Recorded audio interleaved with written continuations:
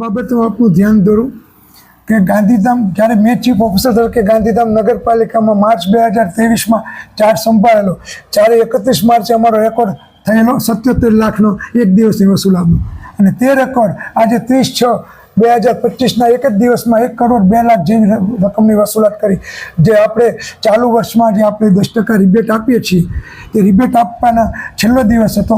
અને આ વખતે મહાનગરપાલિકા બન્યા પછી લોકો, મોટાભાગના લોકોને સમયસર તેની જાણ થઈ જતાં વધુ લોકોએ તેનો લાભ લઈ અને છેલ્લા દિવસ સુધીમાં આટલી મોટી રકમ જમા કરાવી છે.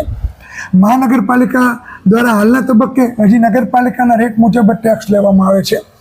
હવે આવતા વર્ષે અમે નવેસરથી આકારણી પણ કરવાના છીએ, કારણ કે આપ તો જાણો છો કે મહાનગરપાલિકા વિસ્તાર વધ્યો, લોકોની અપેક્ષા વધી, એની સામે ખર્ચ પણ વધવાનો છે. સરભર કરવા માટે અમે આવતા વર્ષે આ પણ કરવાના છે. અને લોકોનો જે લોકોએ 10%નો લાભ લઈ અને બહોળી સંખ્યામાં જે ટેક્સ જમા કરાયો છે તે બદલનો મહાનગરપાલિકા પ્રશાસન વતી સૌનો આભાર માનું છું.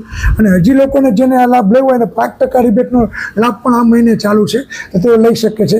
યાદ રાખો કે મહાનગરપાલિકા પાયાની સુવિધાઓ આપવા માટે હંમેશા પ્રતિબદ્ધ છે. આપણે જાણીએ છીએ ગાંધીધામ નગરપાલિકા ઘણા સમયથી સમસ્યાઓ ઘણી છે, અને મહાનગરપાલિકા બન્યા પછી એનો ક્રમશઃ અમે ઉકેલ માટે પ્રયત્ન કરીએ છીએ.